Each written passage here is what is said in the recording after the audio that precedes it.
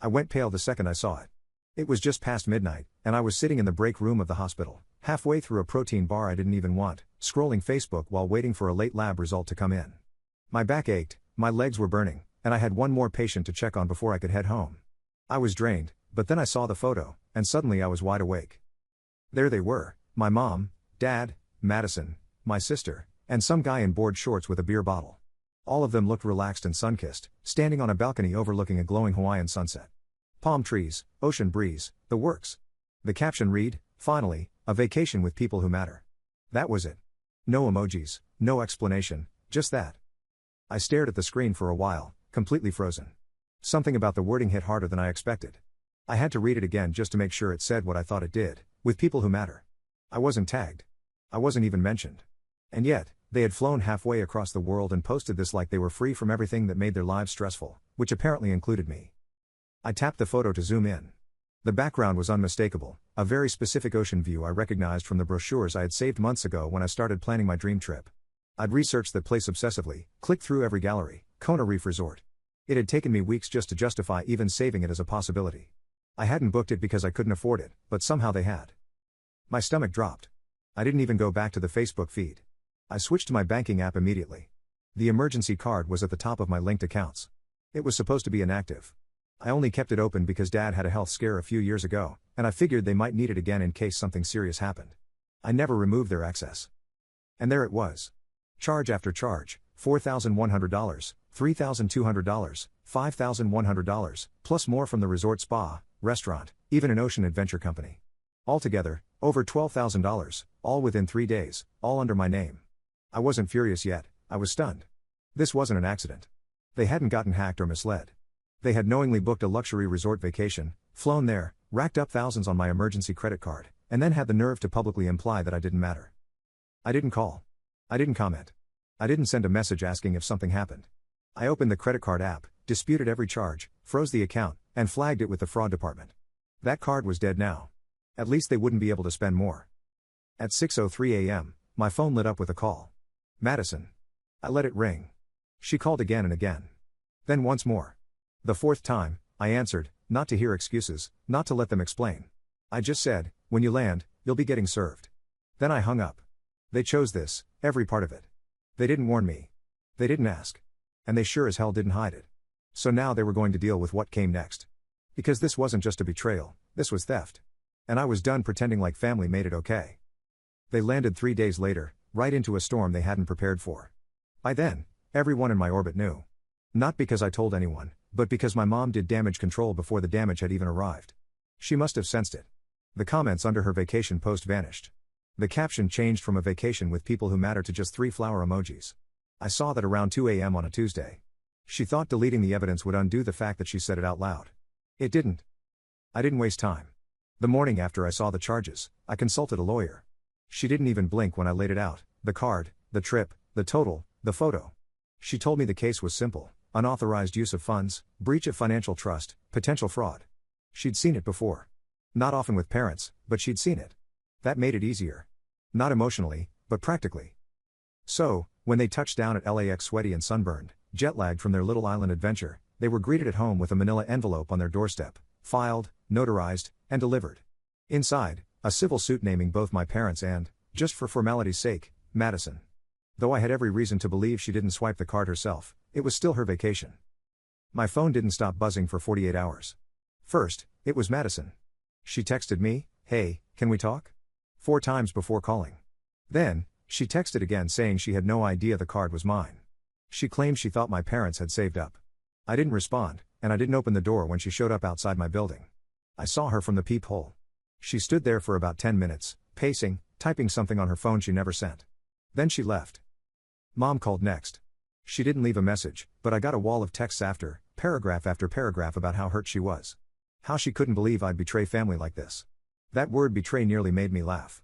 I'd been floating them financially for years.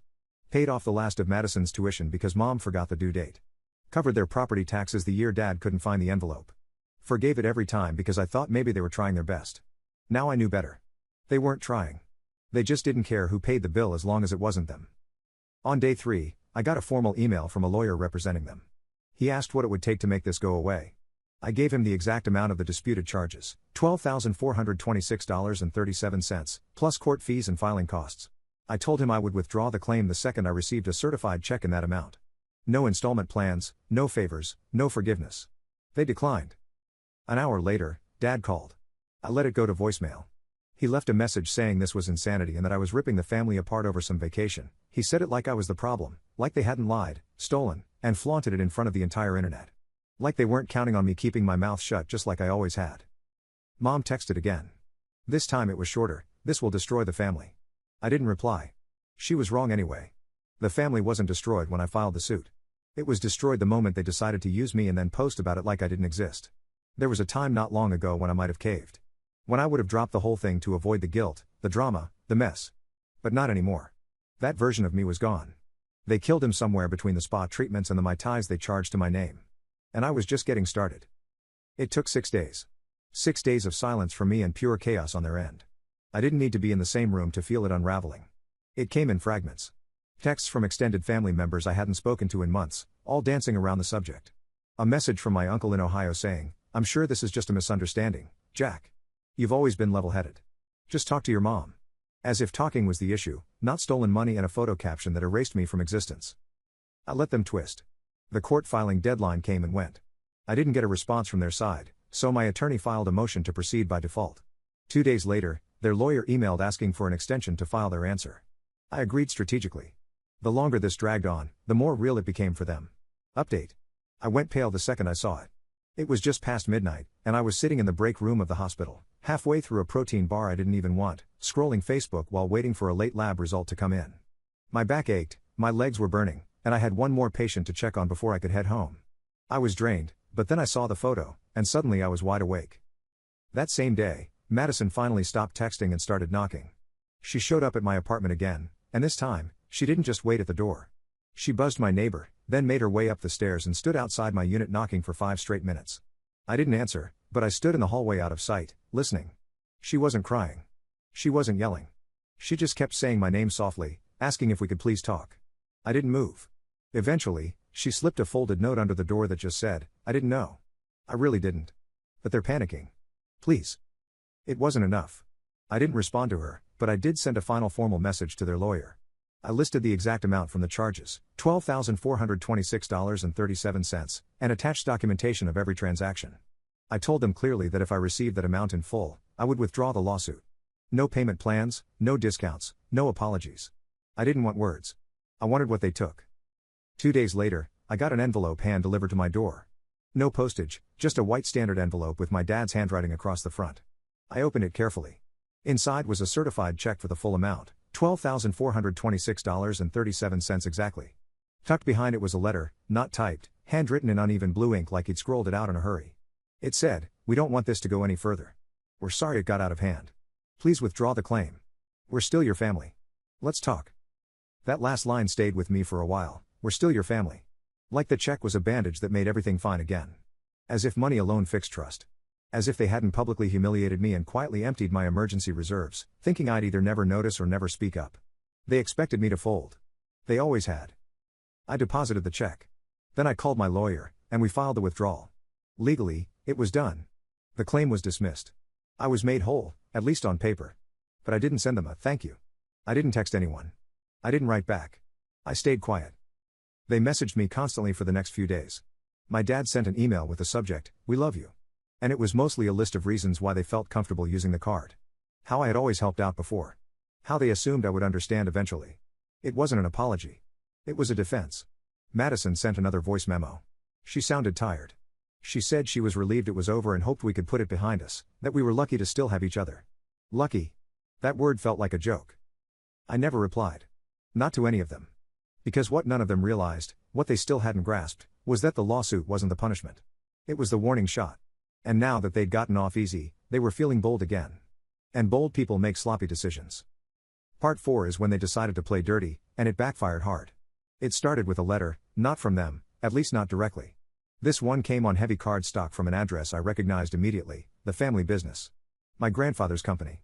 The one Dad had inherited and turned into a local contracting powerhouse. The one I'd been quietly helping with, unpaid, for years. Tax filings, invoicing, Even payroll once when their bookkeeper bailed mid-quarter. I did it without complaint because that's what family did. The letter was cold. No greeting, no emotion, just a notification that I was no longer affiliated with the financial or administrative operations of the firm and that my access to internal systems had been revoked.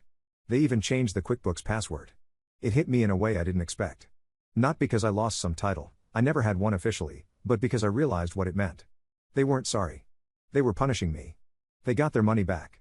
And now they wanted revenge. I didn't react. I didn't even tell my lawyer. I just kept it in a drawer. Then the real blow came. I was due to receive a modest payout, $1,150, from a deferred investment I'd made into the company's expansion 2 years ago. It wasn't formalized with a contract, my mistake, but I had email threads, bank transfers, and years of financial statements showing my involvement. It was supposed to come through that spring. Suddenly, it vanished. No explanation, no money, just silence. When I followed up, I got one short reply from their office manager saying, "Your investment was reconsidered as a personal contribution. The board sees no remaining balance owed." I was stunned, not because I didn't see it coming, but because it was so blatant. They were rewriting history in real time, pretending like I hadn't been part of any of it, pretending like my help, my hours, my money didn't matter. And for a second, I questioned if it was even worth the fight. They'd cut me off from everything I'd built with them. The damage was done. But then something happened I hadn't expected. A former employee reached out, someone who'd left the company last year under weird circumstances. He messaged me on LinkedIn and said he'd heard what happened. He also said he had something I might want to see. We met for coffee that weekend. He brought a flash drive.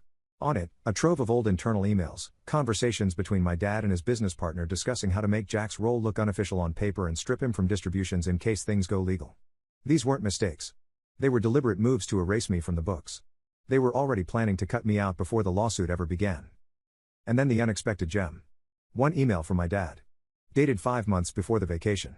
It read, "I know Jack's got savings, but he's tight. We'll book the trip and sort it out later. He'll forgive us like always." That was it. Proof of intent. Proof of manipulation. Proof they never saw me as family in any way that counted. I forwarded the emails to my attorney that night. And I made a decision. I wasn't just going to let them keep the money they owed me. I was going after all of it. Every dollar, every hour, every lie. They wanted to turn this into war. Fine. Then they'd see what losing really looked like. It took 2 days for my attorney to sort through everything from the flash drive. When she called me back, her voice was unusually sharp. "You have a case," she said. "Not just for the unpaid investment. This is bigger. They committed financial misrepresentation and deliberately altered documentation to deny you rightful compensation. That's fraud, Jack. And we can prove it." It didn't feel like victory. Not yet. Just clarity. We filed the new claim that week. $15,000 for the investment, plus $65,000 in damages for breach of verbal agreement, fraudulent misrepresentation, and retaliatory action in bad faith. Total, $80,000. This time, I wasn't pulling punches. The papers hit their office on a Wednesday morning. By 3 p.m., my mom was blowing up my phone again. This time with different energy. No guilt trips, no emotional manipulation, just straight panic. I ignored the first 6 calls, but the 7th came with a voicemail I had to replay twice. It was my dad. "I don't know what you think you're doing, but this will crush the business. You need to stop this. We gave you the money. You got what you wanted. You don't need to ruin us." It was the first time he'd sounded genuinely afraid. That was new. I didn't reply. I sent it to my attorney. Then the emails started coming. First from their lawyer trying to negotiate a walkback. Then from Madison saying the company couldn't handle a lawsuit right now. That things were tight. That this could end everything. Everything. That word again. They still didn't get it. There was no everything left. They cut me out. They took what they wanted, erased what they didn't, and expected me to play nice when it got inconvenient. This wasn't revenge. This was collection. They tried to play hardball for another week. Sent me 2 offers, first $20,000, then $40,000. Both got rejected. I wasn't bluffing. I didn't want a piece. I wanted it all. Every hour I worked without recognition. Every dollar they casually erased, every lie they told themselves about who I was and how far I'd let them go. Final update. I went pale the second I saw it. It was just past midnight, and I was sitting in the break room of the hospital, halfway through a protein bar I didn't even want, scrolling Facebook while waiting for a late lab result to come in. My back ached, my legs were burning, and I had one more patient to check on before I could head home. I was drained, but then I saw the photo, and suddenly I was wide awake. Then 3 days before the scheduled hearing, I got another check, $80,000. No note this time, just silence. They'd folded. I deposited it the next morning. Part of me expected something after, a call, a scream, some last-ditch effort to make me feel guilty, but I got nothing. Just one short email from their lawyer confirming the case had been dismissed and that the matter is considered fully resolved. Fully resolved. That was the legal truth. But emotionally, there was nothing resolved about it. The trust was gone. The family ties cut, frayed, torched. But I'd gotten my life back. After I deposited the check, I waited. Not because I expected a thank you or an apology, but because some small, stupid part of me thought they'd at least try. Try to explain, try to mend what was left. I thought maybe Madison would come by again or Dad would send another stiff letter pretending to be magnanimous or Mom would do that thing where she half apologized while blaming me for not being more understanding. But they didn't. Nothing came. Just silence. The $80,000 hit their books hard. I knew it would. They weren't broke, but they weren't prepared to take a blow like that all at once. My cousin sent me a screenshot a week later. My dad had posted a cryptic Facebook status about how loyalty doesn't mean much these days and some wounds don't come from strangers. It got 6 likes and a few pity comments. I didn't engage. By then, I was already in a different headspace. I started moving on. I found a new apartment, smaller but clean, quiet, closer to the hospital. I stopped working extra shifts. I picked up a weekend trip to Seattle. My first vacation in years. Paid with my own money, on my own time. No guilt. It wasn't Hawaii, but it was mine. Then 2 months later, I got the letter. It was from the business again, this time from the board. A formal invitation to a reconciliation meeting to discuss the potential for future cooperation. Translation: they were drowning. The hit they took didn't kill the company, but it rattled it enough that clients noticed, vendors got nervous, and old partnerships started pulling back. Word travels fast when a family-owned business gets publicly sued by a family member and loses. They wanted to sit down, clear the air, see if I'd come back in some capacity, maybe help stabilize things. I didn't answer right away. I let the letter sit for a week. Then I wrote one of my own. It was short, just a single page. I thanked them for the invitation. Then I declined. I told them I had no interest in returning. Not now, not ever. That I hoped the business survived, but it wouldn't be with my help and that I'd moved on fully. I mailed it back in their own envelope. That was it. That was the final answer. No more meetings, no more guilt, no more fake apologies or fragile truces. They gambled that I'd stay quiet, that I'd forgive like always. They lost. I'm not angry anymore. I'm not bitter. I don't need closure. I got my money. I got my peace. And I finally got out. That's enough for me. 3 quiet weeks went by. For the first time in years, my phone wasn't buzzing with drama. I wasn't dodging calls or monitoring bank activity or wondering what version of the truth my parents were selling to the rest of the family. I was just existing, sleeping better, working less. For once, I felt like my life actually belonged to me. Then the email came. I almost missed it. It landed in my other folder, buried between spam and some expired promo codes. The subject line said, "Please read this. It's about the company." The sender, Nicole R. It took me a few seconds to place the name. Then it hit me. Nicole used to be my dad's assistant. She worked at the office longer than most of the staff had. Quiet, extremely organized, and fiercely loyal to my dad. She left about a year ago. I remember hearing something vague about her stepping away for health reasons, but no one ever said much else. Her message was short. No small talk. Just, "I know what happened with the lawsuit. I have something you need to see. Please, just one meeting. After that, I'll disappear." I wasn't sure what to think. Part of me suspected it was a trap or worse, some manipulative stunt cooked up by my parents. But Nicole didn't have that kind of energy. She never played games. So I met her. She picked a little cafe in Echo Park. Nothing fancy, just a place with outdoor seating and bad parking. She was already there when I arrived, sitting at a corner table with a plain manila folder in front of her, like we were in some low-budget legal drama. She looked different, thinner, more tired, but her eyes were still sharp. When I sat down, she didn't waste time. She pushed the folder across the table and said, "I wasn't supposed to keep any of this. I was told to shred it before I left. I didn't." I opened the folder. Inside were copies of internal memos, spreadsheets, old email printouts, and photocopies of signed financial transfers. I scanned them slowly. Then I saw it, my name tied to an account I didn't know existed. It was a secondary investment fund under the company's development arm. 2 years ago, I'd given them a small lump sum, $1,100, to help expand their equipment inventory. They told me I'd get a modest return once the rentals started bringing in money. What Nicole had brought me showed that the account hadn't just grown, it had ballooned.